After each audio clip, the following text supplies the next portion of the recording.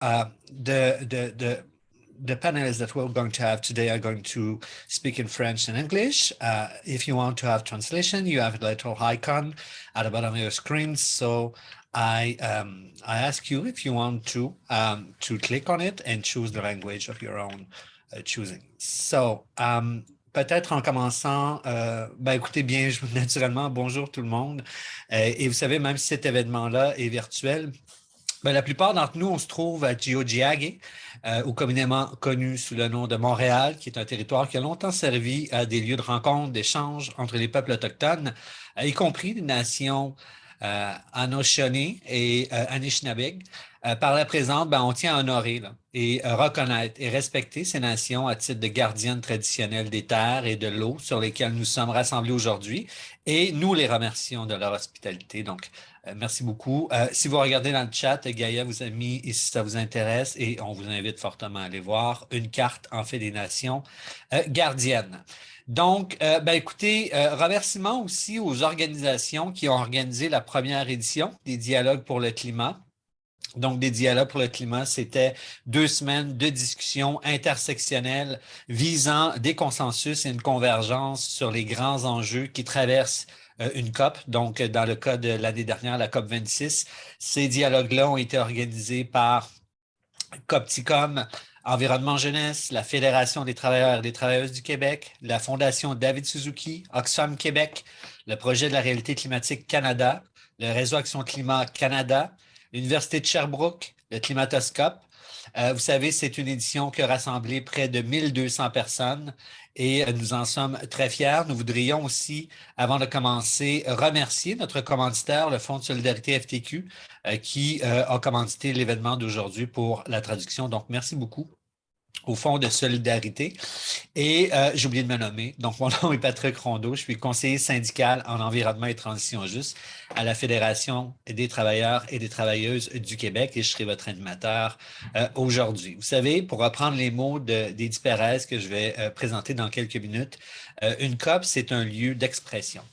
Tandis que le lieu d'action, c'est tout au long de la vie. Donc, il est important de pouvoir travailler tous, à partir des endroits où nous pouvons le faire, à rendre notre monde meilleur et entamer ce travail-là. Donc, c'est tout au long de l'année que ce travail-là se fait et l'activité d'aujourd'hui s'inscrit dans cette réalité-là. Mentionner que l'événement sera enregistré, il est en ce moment même, donc que vous soyez avisés. Encore une fois, si vous venez de vous joindre, l'événement sera en français et en anglais. Vous avez de la traduction, donc vous avez un icône dans le bas de votre écran qui vous permet de choisir votre langage. Donc, for those who are joining us right now, the event is going to be in French and English. We have interpretation for this event. There's an icon at the bottom of your screen, so you can click on it and choose your own language. Donc, présentons maintenant nos panélistes. Nous avons vraiment des personnes de qualité. Nous sommes très heureux de les recevoir aujourd'hui. Nous avons, dans un premier temps, M. Eddy Pérez, qui est directeur de la diplomatie climatique internationale au Réseau Action Climat Canada. Bonjour, Eddy. Bonjour, Patrick. Merci beaucoup pour l'invitation. Très content d'être ici. On a Mme Chloé Adams, consul général du Royaume-Uni à Montréal. Bonjour, Chloé. Bonjour, Patrick. Bonjour tout le monde. Merci pour l'invitation. Nous avons la chance aussi d'avoir Alejandro Di Luca, qui est l'auteur principal du premier volet du dernier rapport du GIEC, qui est professeur adjoint au département des sciences et de la Terre et de l'atmosphère de l'Université du Québec à Montréal. Bonjour, Alejandro. Bonjour, Patrick. Merci de l'invitation. Content d'être ici aussi. C'est nous qui vous remercions. Monsieur Graham Reed, conseiller politique principal, division de l'environnement, des territoires et de l'eau pour l'Assemblée des Premières Nations du Canada. Bonjour, Graham. Bonjour, Patrick. Bonjour à toutes et tous. Très contente de vous joindre ici. Nous de même. Et finalement, son Excellence, Ahmed Abouzid, ambassadeur de la République arabe d'Égypte au Canada. Son Excellence, bonjour.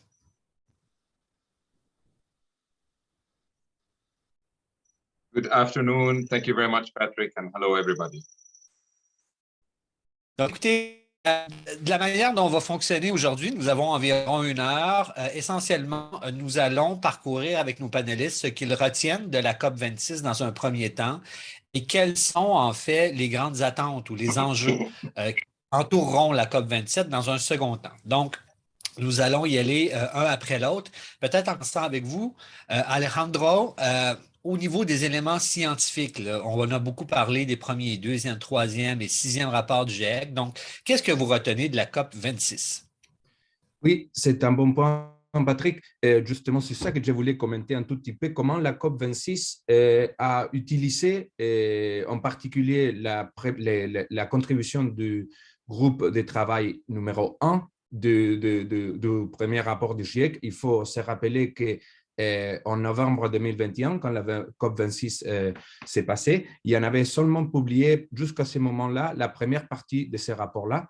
Et je pense que comme scientifique, ou ceux qui on a participé activement dans ce rapport-là, on était assez content de voir que le rapport a été pris en considération d'une façon assez systématique.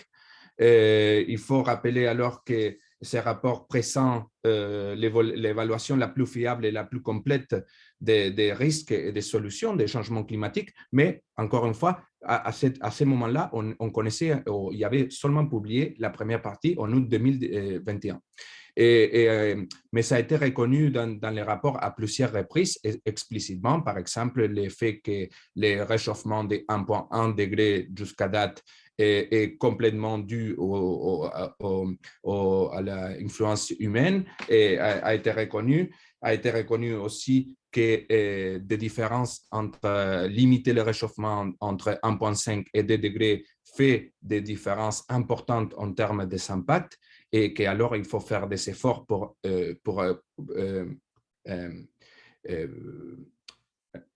être excité, successful pour la partie de l'accord de Paris qu'on disait de limiter à 1,5 degré. Et reconnaît également aussi que pour arriver à 1,5 degré de réchauffement, il faut faire des réductions très rapides, très généralisées et profondes dans la société et au niveau global des émissions de gaz à effet de serre, parce que sinon, on ne pourra pas atteindre cette but de limiter le réchauffement à 1,5. On ne t'entend pas, Patrick. Merci beaucoup. On aurait cru qu'on aurait appris après 2 ans, mais bon, ça arrive encore. Donc, merci beaucoup, Alejandro. Je me tourne vers vous, Chloé. C'est le Royaume-Uni qui présidait cette COP26. On sait qu'elle s'est terminée avec le pacte sur le climat de Glasgow, donc un document fort important. On vient d'entendre Alejandro, les attentes étaient très élevées. Qu'est-ce que vous retenez de la COP26 et de son pacte? Merci beaucoup. Donc, les derniers rapports du GIEC nous ont montré très clairement, une fois de plus, l'urgence de la crise, de l'action sur le changement climatique, évidemment. Et comme présidence, nous sommes convaincus que la COP26 représentait vraiment un succès historique. Presque 200 pays se sont rassemblés à Glasgow en novembre et se sont mis d'accord sur le Glasgow Climate Pact que vous avez mentionné, Patrick. Et ce texte demande aux pays de renforcer leurs objectifs de réduction de GES pour 2030 cette année et de réduire progressivement le charbon, d'éradiquer progressivement les subventions inefficaces aux énergies fossiles.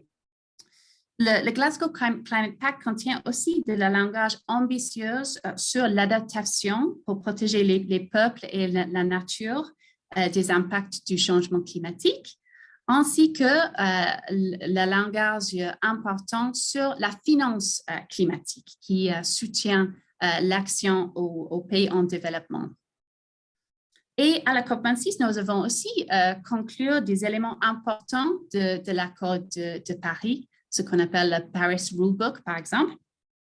Et un élément qui me semble très important à mentionner aussi, c'est tout ce qui s'est passé en dehors des négociations formelles, où les pays, les entreprises, les institutions financières, parmi d'autres acteurs, ont pris des engagements pour accélérer la transition vers une économie zéro carbone à travers tous les secteurs de l'économie. Donc, nous avons vu des engagements très importants, par exemple, sur les forêts, sur le méthane, sur les technologies propres, sur les véhicules électriques.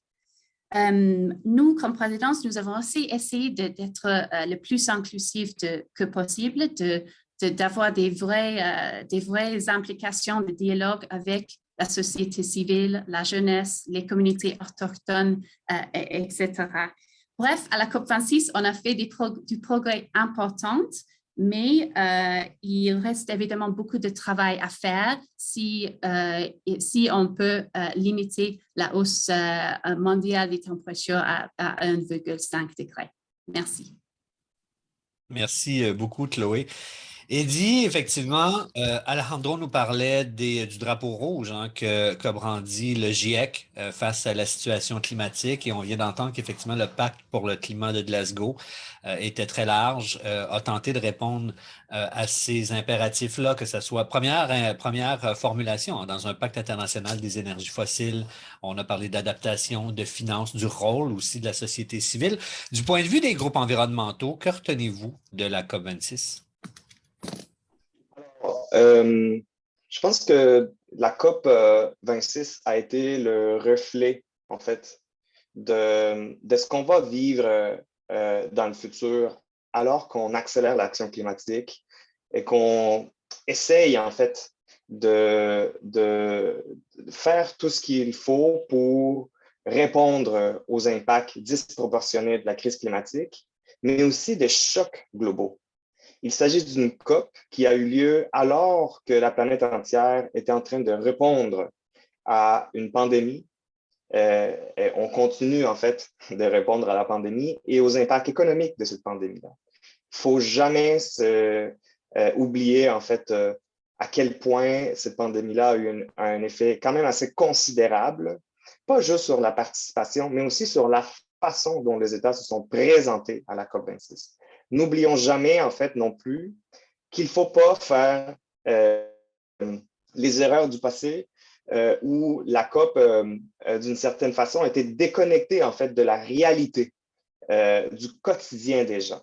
On a vu par les années passées à quel point, en fait, cette déconnexion-là s'est terminée par des moments quand même assez difficiles où il y a eu en fait des manifestations importantes contre les groupes autochtones, que ce soit par exemple à d'autres COP par le passé. Et donc cette COP-là était la COP qui répondait d'une certaine façon aux chocs globaux, mais c'était aussi la COP des plans climatiques, où tous les États devaient montrer, en fait, s'ils étaient à la hauteur du défi actuel. Un défi, oui, en matière d'émissions, parce que le rapport du GIEC le mentionne, mais aussi en matière d'équité, sur la capacité d'un État de faire en sorte de mettre en place des politiques sociales pour que ces plans climatiques-là puissent être le plus juste possible. C'était la COP de requestionnement, tu l'as dit, Pat, que ce soit parce qu'il y a eu des avancées en matière de subventions aux énergies fossiles ou parce qu'on a vu le Québec dire c'est fini à l'expansion de projets d'hydrocarbures et l'avancée en matière de nouvelles initiatives mondiales, mais c'est aussi la COP de mobilisation. Une COP qui a été déterminante et déterminée par des mouvements comme le Dialogue pour le climat, où la société civile, même depuis le Canada, s'est insérée en fait dans les négociations et a réussi à influencer jusqu'à la fin de la journée le résultat, que ce soit parce que, par exemple, on a réussi à faire des avancées sur pertes et dommages. Et quelle ironie, 2 jours après que la COP se termine, le Canada vit la plus dévastatrice inondation en Colombie-Britannique. Donc, on ne peut pas déconnecter, en fait, ce qu'on vit dans nos pays respectifs avec les résultats d'une COP. Et en fait, ça nous mène donc à cette deuxième réflexion qu'il faut avoir, et j'espère avoir aujourd'hui avec l'ambassadeur et les autres participants, sur comment la COP 27 devient en fait cette continuité où on accélère l'action climatique, on s'assure que les plans climatiques qu'on amène à Glasgow répondent aux attentes des gens, mais qu'on s'assure également qu'on le fait sous la loupe en fait de la justice climatique, telle que présentée par le rapport numéro 2 du GIEC il y a de cela 5 semaines. Merci, Patrick. Merci beaucoup, Eddie. Graham, je me tourne vers toi. On parle souvent des COP en termes d'États qui négocient, de grandes négociations. Eddie vient d'apporter une dimension qui est celle de la mobilisation de la société civile. Chloé en a parlé un peu avant aussi en disant ben, ils ont eu un rôle à jouer au-delà de tout ça.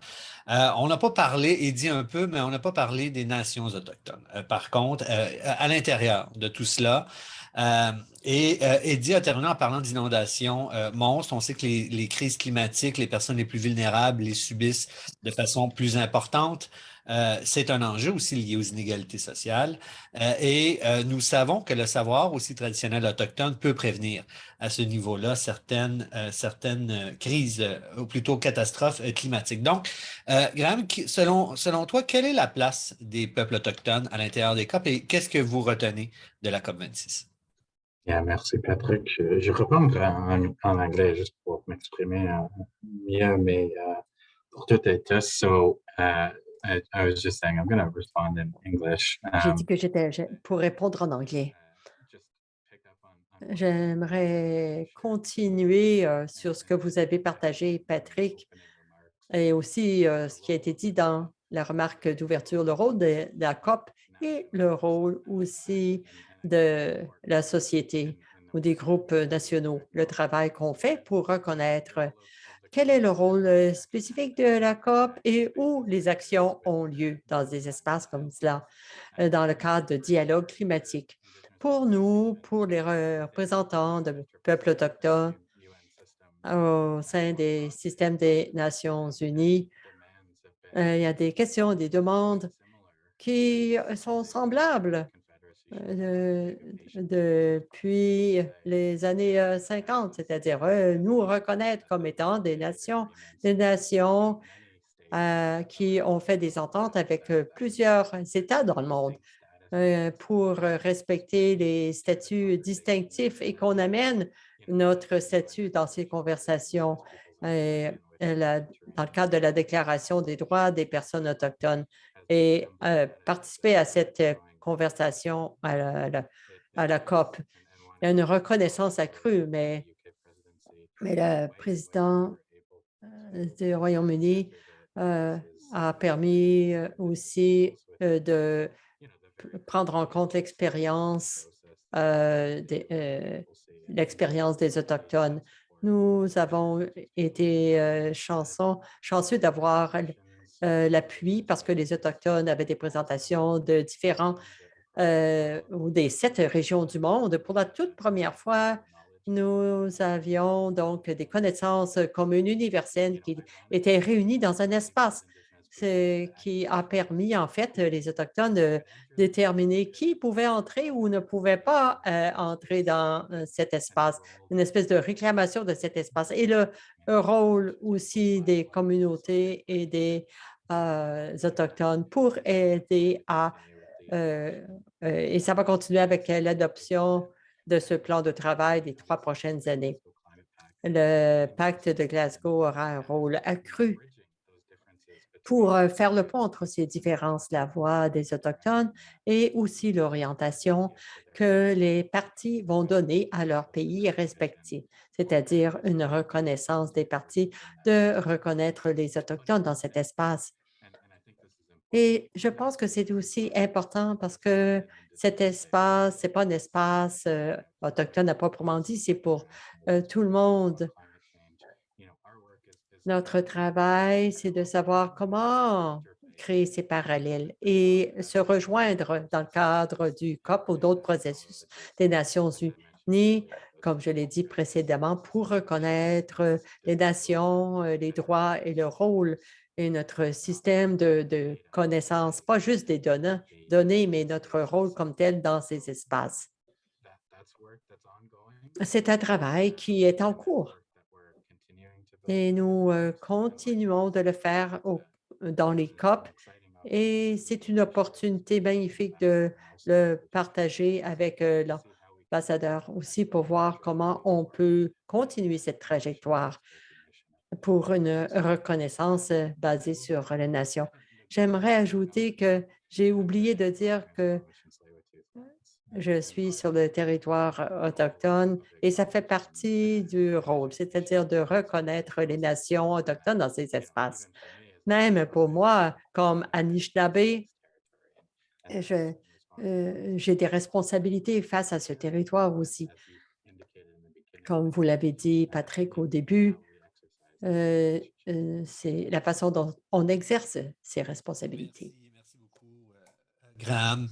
Je me tourne vers vous, Son Excellence, pour notre dernier tour de table, pour notre premier bloc. En fait, je pense que ça a été souligné à plusieurs reprises, l'engagement. Donc, je voudrais aussi vous féliciter au niveau du gouvernement égyptien pour l'engagement que vous prenez pour la COP27.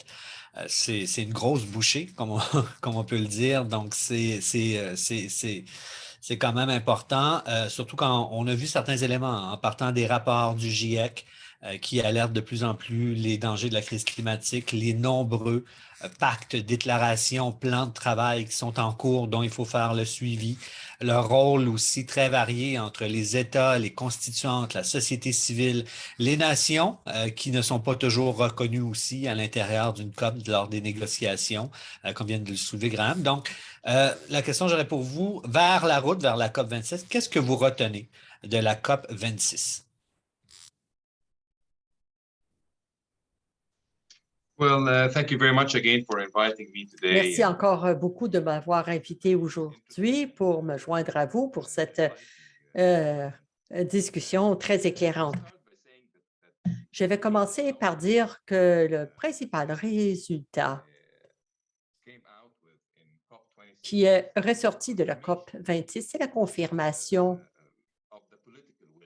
de la volonté politique au niveau les plus élevés, en fait, par la participation de plus de 130 chefs d'État, 50 000 participants. En fait, ça souligne également la préoccupation, vive préoccupation des populations, les ONG, les universitaires, leur inquiétude face à l'impact des changements climatiques. Et aussi, ça a démontré l'engagement de la majorité des intervenants qui participent à la transition vers un nouveau modèle économique avec des émissions faibles, un avenir résilient. Je crois également que les résultats à la fois des négociations et aussi des initiatives formelles ont reflété les responsabilités de tous les intervenants qui y travaillaient. La science a confirmé aussi que nous devions avoir des cibles plus ambitieuses en 2030. Il faut davantage faire des actions sur le terrain pour limiter à 1,5 degré la hausse des températures. Nous devons maintenir ce momentum qui a été réalisé à Glasgow et mettre à jour aussi des index, continuer aussi de maintenir, soutenir les ambitions de chacun des pays.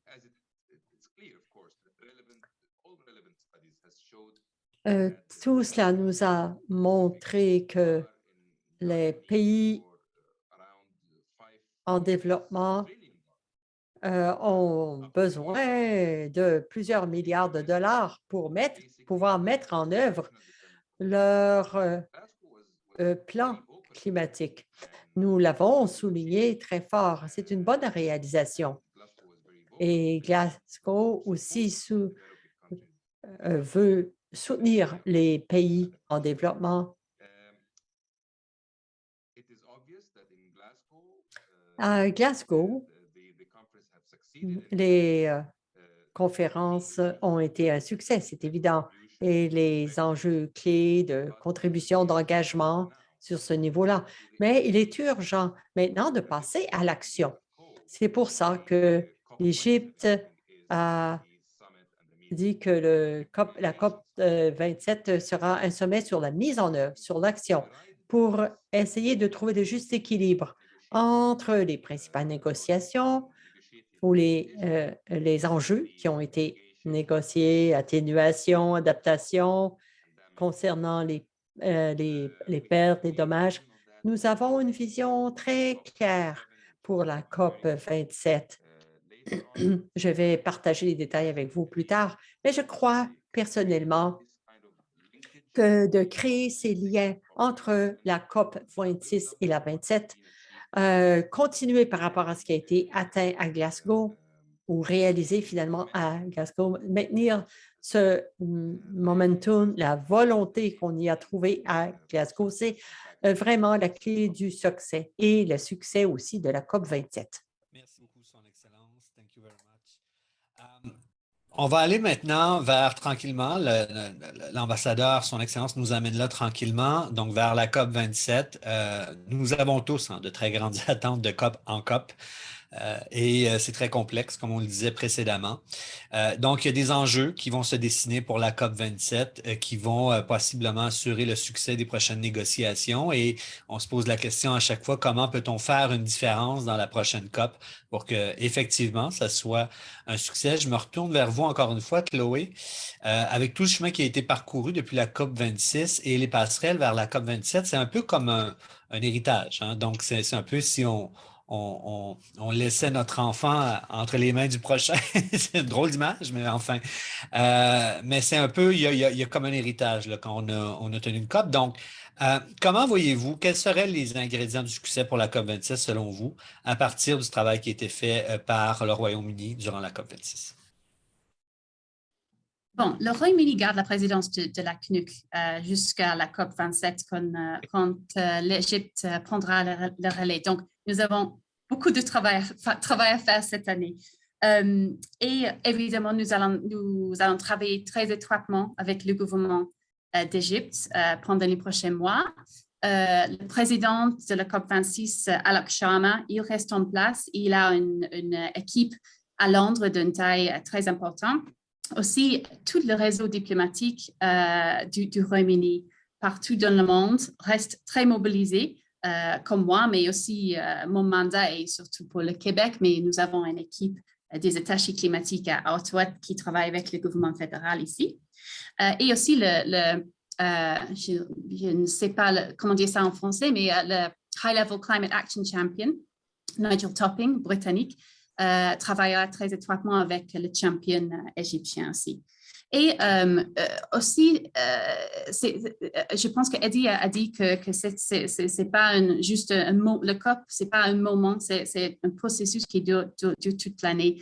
Cette année, nous allons travailler pendant tous les moments multilatéraux importants comme le G7, le G20, etc., qui sont toutes les opportunités d'accélérer l'ambition et de garder le momentum. Pour les prochains mois, nous, comme présidence, nous avons identifié 4 grands objectifs. Le premier est d'assurer que les promesses des réductions de gaz à effet de serre sont respectées afin de garder le 1,5 en vue. Donc, chaque pays doit honorer l'engagement du Glasgow Climate Pact pour renforcer les objectifs pour aligner avec l'accord de Paris ainsi que livrer leurs engagements net zero et leur réduction pour 2030. Le deuxième objectif est de soutenir les pays les plus vulnérables, donc assurer que les engagements sur l'adaptation et la peur des dommages sont honorés. Le troisième objectif concerne la finance, très important. Donc, nous travaillons avec les pays, avec les institutions financières publiques ainsi que privées afin que chacun réponde à ses engagements. Et le quatrième objectif pour nous, c'est la collaboration avec les pays, mais avec les acteurs non étatiques aussi, pour accélérer l'action à travers tous les secteurs d'économie et de continuer à être le plus inclusif que possible. J'ai dit au début que la COP26 représentait un succès historique, mais ce sont que des mots sur une page si on ne peut pas passer maintenant à l'action très concrète et très ambitieuse. Et c'est ça que nous essayons d'accomplir cette année et en étroite collaboration, comme j'ai dit, avec l'Égypte. Merci beaucoup. Merci beaucoup, Chloé. Effectivement, pour ceux qui ne le savent pas, lorsqu'un pays reçoit une COP, c'est pas juste pour la durée de la COP. C'est l'année qui précède et l'année qui suit. Donc, c'est quand même un travail qui est colossal et qui se fait en tandem aussi avec le pays qui recevrait, celui qui l'avait avant aussi. Donc, c'est important de le souligner. Merci beaucoup, Chloé. Graham, je me retourne vers toi. On a entendu dans le premier bloc son Excellence parler d'implantation, que ça sera une priorité importante. On a entendu tous les deux, lui et Chloé, parler de pertes et préjudices. On a entendu parler de pertes et dommages. On entend parler de collaboration. Donc, d'un point de vue autochtone, comment vois-tu la COP27 et quels seraient des éléments qui pourraient en assurer sa réussite? Yeah, merci, Patrick. And really, really interesting question, only Une because question très intéressante parce que j'estime que les principaux indices de succès dans notre esprit sont constants, comme je l'ai dit, depuis les années 50, mais plus récemment, depuis le sommet de Carioca, qui était en parallèle avec le sommet de Rio. Des demandes très vastes qui sont constantes. Nous avons entendu les panélistes et l'ambassadeur surtout, cette nécessité d'accélérer les actions. Et on a parlé du rôle de la GIEC à ce propos et aussi les processus afin de finaliser les engagements pour les politiques. Mais les messages sont toujours très importants dans la reconnaissance de la façon dont on doit accélérer les actions. Et pour les Autochtones, depuis Paris, les demandes sont plus insistantes que le 1,5 ou 2 degrés. Nos demandes étaient de 1 degré. Malheureusement, dans les remarques d'ouverture, vous avez vu que cette réalité maintenant a été dépassée. Et on voit les incidences. Et c'est nos gens qui subissent ces incidences à la fois dans partout dans le monde, pas juste ici où je vis. Et ça nous montre à quel point on doit parler de pertes, de dommages et aussi, quand ça touche les Autochtones, et essayer de conceptualiser les pertes et dommages et essayer d'être inclusif. Ce n'est pas seulement des pertes économiques. C'est bien, j'apprécie le point soulevé par l'ambassadeur. Ces conversations, c'est-à-dire quel est le modèle économique qui doit former l'avenir concret? Quel est ce modèle économique qui soit informé? Comment conceptualiser à la fois les pertes et les gains d'un qu'est-ce que dit le GIEC? Des réductions dans des émissions dans tous les secteurs. Il faut y penser dans ce contexte. L'autre demande importante touchait l'inclusion des systèmes de connaissances autochtones. Dans ces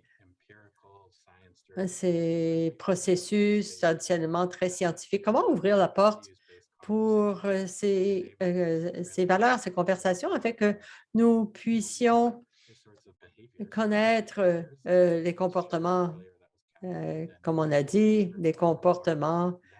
Il y a un rapport qui montre les causes, comment entrer dans cet espace et mieux comprendre qu'il y a une responsabilité au niveau institutionnel, au niveau national, pour caractériser de façon un peu différente nos échanges et ouvrir des espaces aussi pour que ça puisse s'exercer grâce au groupe de travail, aux discussions qui ont lieu actuelles sur les protocoles éthiques afin de tenir compte des connaissances autochtones. C'est un point de départ, mais on a un système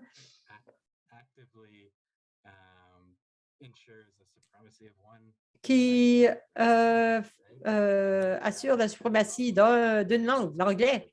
Donc, il y a déjà des problèmes sur la façon dont on peut s'ouvrir à différentes langues.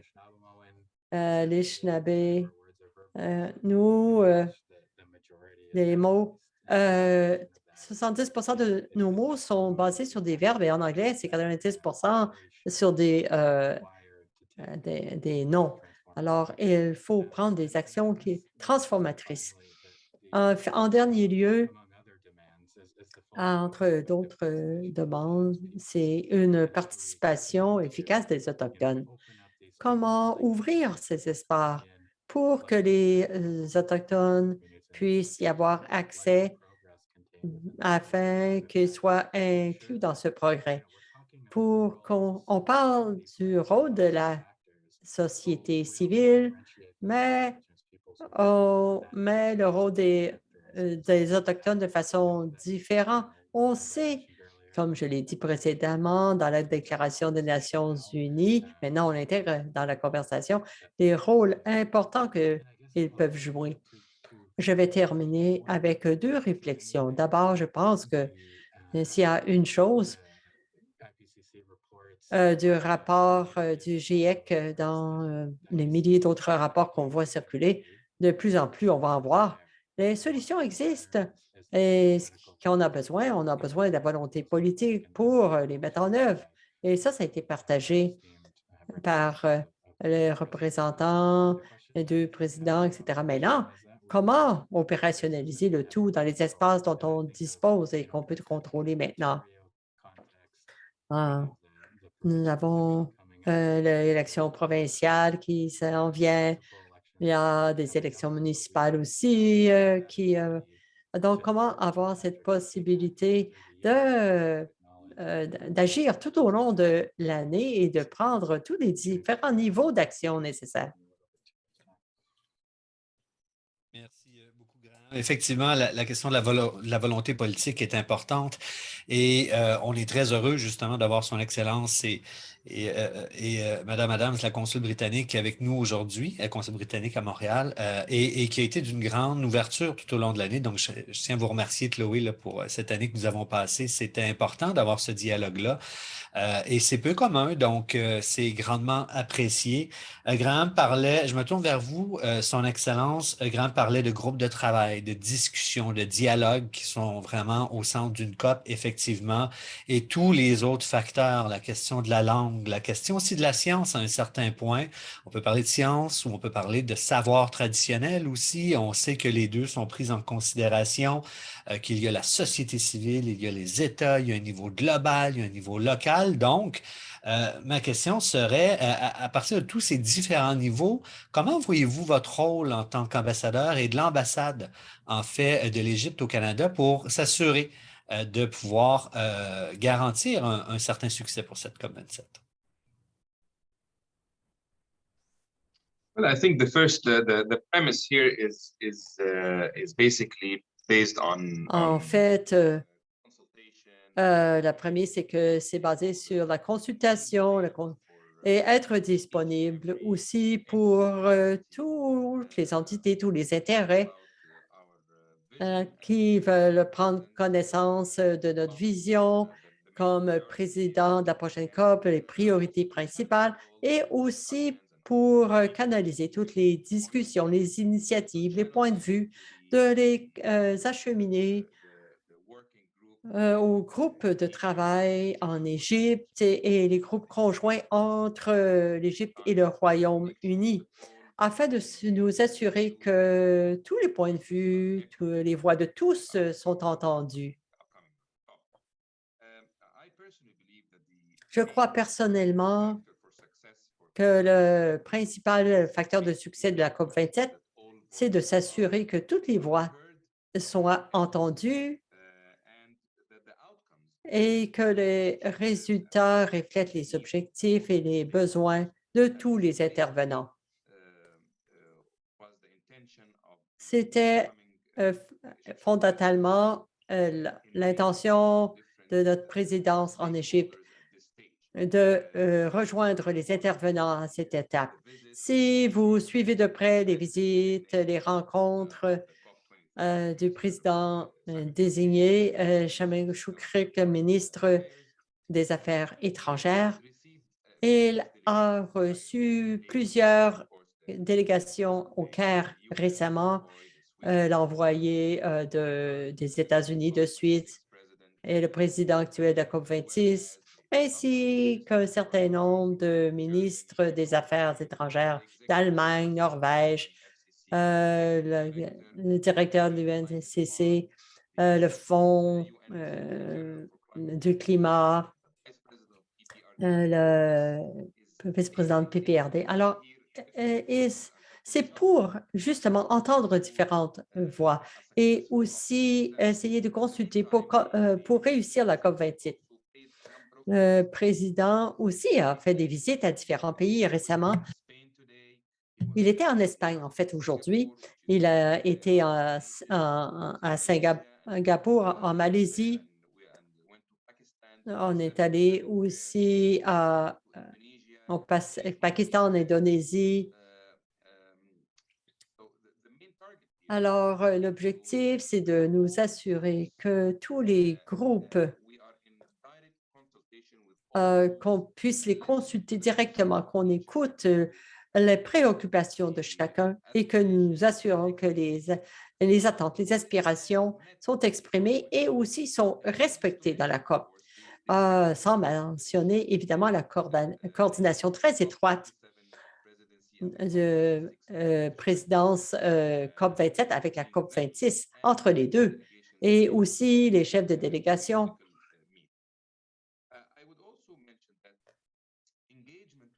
J'ajouterais aussi que l'engagement entre les différents intervenants est important. Le groupe d'Afrique, les groupes arabes, les organisations des Nations unies, les ONG, que ce soit en Égypte ou ailleurs, c'est très important à cette étape. Nous commençons déjà à nous engager avec différents pays, à mettre sur pied des initiatives. Plusieurs initiatives déjà ont été proposées sur l'économie verte, l'énergie renouvelable, l'hydrogène. Alors, je pense que c'est très important que chaque pays et chacun qui va participer à la COP27 puisse approcher cette présidence de la COP27 et présenter des enjeux pour qu'on fasse le lien entre les différentes initiatives et qu'on mette l'accent sur ces enjeux dans la prochaine COP. L'Égypte, comme telle, travaille déjà actuellement à l'interne ou au niveau national afin de présenter certaines initiatives. Nous en avons une sur les femmes et l'environnement, sur les changements climatiques que nous avons partagé avec le Canada pour stimuler en quelque sorte les discussions, pour s'assurer qu'il y a un dénominateur commun entre tous les participants concernant les femmes, l'environnement, les changements climatiques. L'ambassade est prête à s'engager auprès de différents cercles au Canada. Nous consultons régulièrement le gouvernement, les parlementaires, les groupes de société civile comme aujourd'hui. Nous sommes prêts à écouter toutes les idées, les propositions. Dans le cadre de notre consultation et les objectifs de la consultation sont de partager notre point de vue comme président de la COP. Nous estimons que c'est très urgent. Il faut vraiment faire un changement et passer à l'action. Il faut s'assurer aussi le respect des aspects, le respect des volets économiques. Un peu comme en Afrique, il y a beaucoup d'attentes aussi des pays africains au sujet de la prochaine COP parce qu'il faut un juste équilibre entre les pays, l'aide des pays nécessaire pour contrôler les émissions globales et aussi l'impact à court terme des changements climatiques sans mentionner que le financement est très important pour la mise en œuvre des plans nationaux pour soutenir ces pays.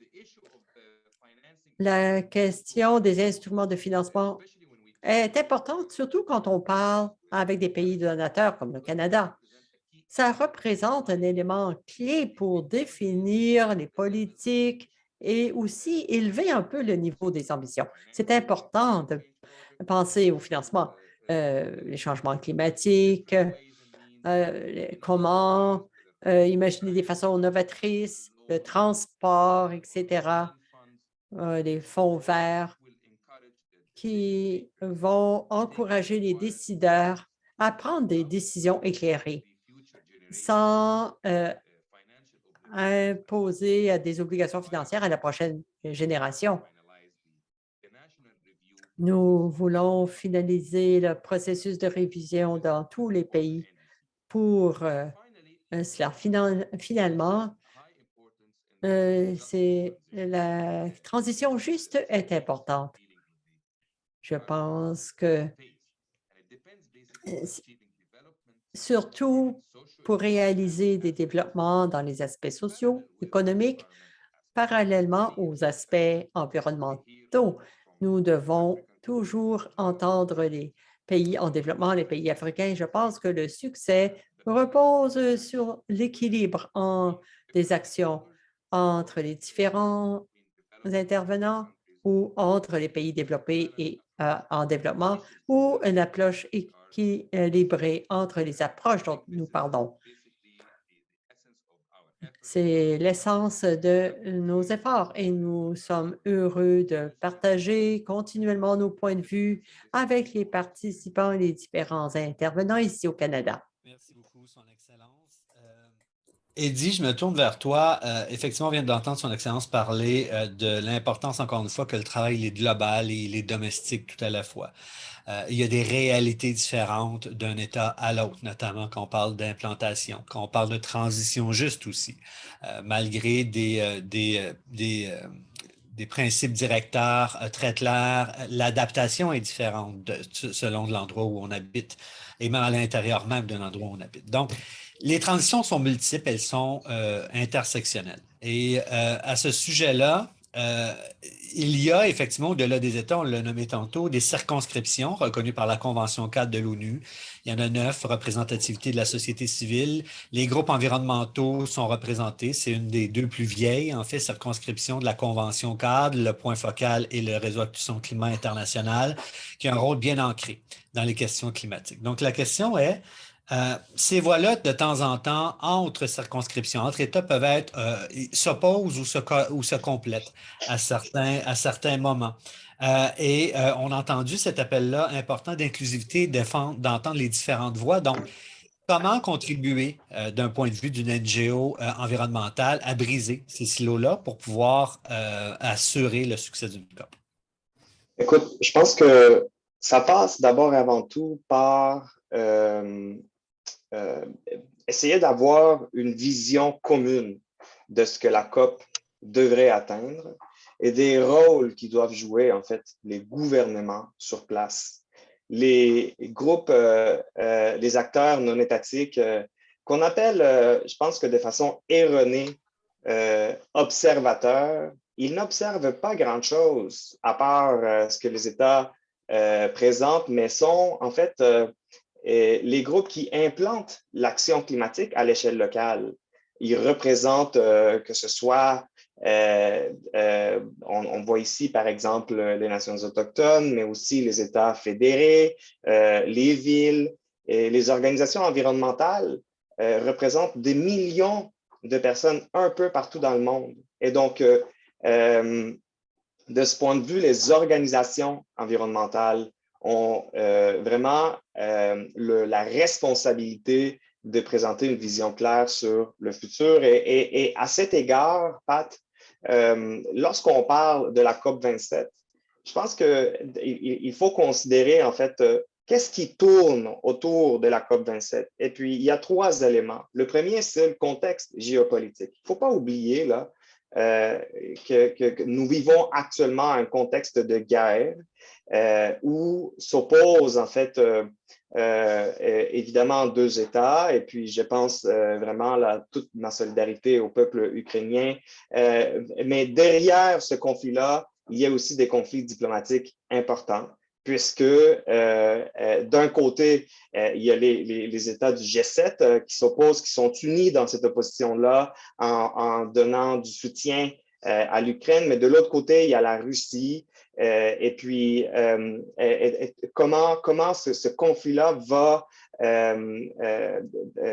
finir par avoir des incidences sur la sécurité énergétique, par exemple, sur la sécurité alimentaire et sur les relations géopolitiques à l'échelle internationale, que ce soit, par exemple, dans le G20, tout cela aura une incidence, en fait, sur l'objectif, la façon, la collaboration qui est nécessaire à la COP27. Et donc, comme organisation environnementale, notre défi sera de présenter cette vision-là, mais le défi de la présidence égyptienne sera aussi d'amener le monde entier ensemble à partager une vision de transformation. Une vision de transformation pour les différentes bases et règles générales pour la suite des choses. Qu'est-ce qui doit se passer en 2023, en 2024, en 2025, alors que les choses s'accélèrent. Et là-dessus, en fait, moi, je vois trois choses. La première, on va beaucoup, l'ambassadeur a raison, on va beaucoup parler des transitions, puis Pat, tu vas être content parce qu'il y aura en fait véritablement un gros débat politique sur la transition juste. Je le sens, que ce soit sur les définitions, mais aussi sur la façon de le financer. Mais cet élément-là sera très, très, très présent, une discussion sur la transition.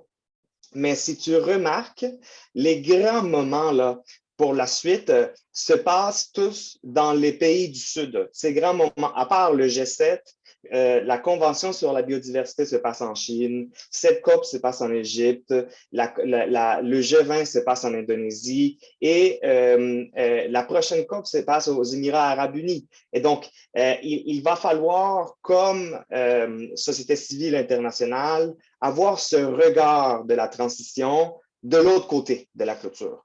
Un regard qui tient en considération des besoins et des défis des collègues et des communautés dans le pays dans le Sud. Et ça, c'est essentiel et c'est important. C'est quoi notre rôle à nous comme société civile dans un pays comme le Canada, un pays riche? C'est de définir une vision sur comment la société civile canadienne va se présenter, mais aussi comment le gouvernement va se présenter. Et pour moi, cette vision de transformation que je souhaite en fait que l'Égypte incarne, c'est une vision qui se rapproche plus de ce que le GIEC nous dit par rapport à la transition, une transition qui s'éloigne du pétrole, du gaz et du charbon, et qui, en même temps, c'est aussi une transition qui va nous permettre de voir comment différents secteurs de la société doivent répondre aux impacts climatiques urgents et répondre aussi aux besoins des gens et de la planète. On ne peut plus vraiment réfléchir en tonnes de CO2, il faut réfléchir en services sociaux. Comment est-ce que les politiques climatiques actuelles ont une incidence sur les services sociaux qui sont accessibles, qui répondent à la sécurité alimentaire, qui répondent à la sécurité énergétique? Ce sont des genres de débats, en fait, qui vont émerger à la COP27 et qu'on doit s'attendre vraiment à ce qu'ils puissent transparaître à la fin de la journée sur des textes de négociation parce que c'est aussi une COP qui se situe d'un point de vue régional en Afrique, mais dans un contexte arabe. Et donc, moi, je trouve ça comme un moment clé alors qu'on essaye d'accélérer l'action climatique parce que ça va nous forcer à amener en fait ces questions d'équité, de justice sociale au cœur des décisions qui devront se prendre à la COP27. Et donc, je pense aussi, peut-être pour conclure, c'est que nous, comme société civile, il va falloir oser demander en fait aux autorités, que ce soit la présidence égyptienne ou que ce soit la présidence du Royaume-Uni, de vraiment donner une vision d'un futur qui met la fin à la construction des pipelines, de gaz naturel. Et ça commence chez nous. Ça commence chez nous. On ne peut pas aller en Égypte imposer une vision qui s'éloigne des énergies fossiles si notre propre pays est en train de promouvoir l'extension des énergies fossiles. Ça ne fonctionne pas comme ça. Ce n'est pas comme ça que les discussions sur l'équité fonctionnent. Et donc, nous, on doit faire ce lien-là. Et avec Graham ici, quand même, le dernier objectif pour moi, c'est la décolonisation des pratiques et des savoirs, la décolonisation des approches et de la façon dont on se présente dans ces espaces de gouvernance-là. Et le Canada, en fait, demeure l'un des pays avec une approche inclusive de participation au COP, et nous en sommes les garants. Et nous devons, en fait, représenter dans tous les espaces d'ici la COP27, ces valeurs d'inclusion, de partage et de solidarité qui définissent en fait notre voix comme société civile québécoise dans le cadre des COP. Merci beaucoup, Eddie. Et sur cette excellente envolée, il nous resterait 2 minutes. Alejandro, 2 mots. Voudrais-tu t'exprimer sur ce qui permettrait la réussite de la COP27? Je n'ai pas grand-chose à ajouter sur tout ce qui a été dit, que vraiment, je dirais 2 ou 3 choses. Peut-être une, c'est que je remercie les dialogues pour le climat pour organiser ce type d'événement parce que j'ai l'impression que les changements qu'on a vus dans la COP26 et l'accélération des changements qu'on attend pour la COP27 sont seulement possibles parce qu'il y en a une pression sociale. Il y a une pression de la société civile qui a changé énormément dans les dernières 10 ans. Et c'est vraiment la clé. Mais pour ça, il faut quand même informer, il faut quand même avoir ces débats, il faut que tout le monde aux différents secteurs puisse contribuer à cette discussion-là. Alors, je profite pour l'organisation de ce type d'événement. Et moi, et après, pour finir, je dirais que c'est clair que les rapports de juillet qui nous montrent des aspects de changement climatique, comment ça se passe, qu'est-ce qui va se passer, ils nous donnent aussi des solutions. Ça a été mentionné ici. Une dizaine d'années auparavant, on ne connaissait pas les détails des solutions qu'on connaît aujourd'hui. Et alors, je pense que la COP27 a maintenant des outils encore plus détaillés que la COP26 a eu, parce qu'on a aussi les résultats de la contribution 2 et la contribution 3 à l'adaptation au changement climatique, comment mitiguer les changements climatiques. Et alors voilà, encore une fois, je remercie à tous les panélistes pour ces mots et à l'organisation pour l'événement. Merci beaucoup, Alejandro. Je n'aurais pas pu dire mieux pour vendre les dialogues pour le climat. Effectivement, tout le monde a son rôle à jouer dans un événement comme ça, qu'on soit au niveau local ou global. Donc, c'est extrêmement important et c'est pour ça que nous allons réaliser, si vous n'aviez pas participé l'an dernier, on vous invite fortement à le faire, une 2e édition des dialogues pour le climat qui se dérouleront ici même au Québec, probablement en ligne, durant la COP27 pour favoriser ce dialogue-là intersectionnel entre différents acteurs qui souvent ne se parlent peut-être pas, mais qui vont forcément souvent dans le même sens. Donc, si vous êtes intéressé à joindre notre liste de diffusion, je crois que Gaïa va déposer le lien dans le chat. Et si vous aviez des questions pour nos panélistes, malheureusement, nous manquons de temps, peut-être les envoyer aussi à Gaïa et nous tâcherons de les acheminer là, aux personnes pour obtenir les réponses. Peut-être en terminant, tous vous remercier. Remercier nos panélistes dans un premier temps. Son Excellence, merci beaucoup d'avoir été là, Chloé, Alejandro, Eddie, Graham. Merci beaucoup de vous être prêté à cet exercice aujourd'hui. Merci beaucoup à André Lanois aussi pour la traduction en ligne. Donc, merci beaucoup à ce niveau-là. Merci beaucoup aussi à ceux qui étaient là, ceux qui ont participé, qui ont pris ce midi avec nous. C'est important de vous avoir avec nous. Et en terminant, un immense merci à l'équipe du projet de la réalité climatique, particulièrement Gaïa, qui a fait un travail de coordination extraordinaire. Donc, on vous remercie. Et Monsieur Son Excellence, nous vous invitons, nous prenons la balle au bon quand vous disiez que le dialogue est important et ça nous fera plaisir de vous inviter à d'autres événements du genre et peut-être participer à la prochaine édition des dialogues pour le climat. Donc, l'invitation est lancée. Donc, sur ce, je vous remercie tout le monde et je vous souhaite une belle fin de journée.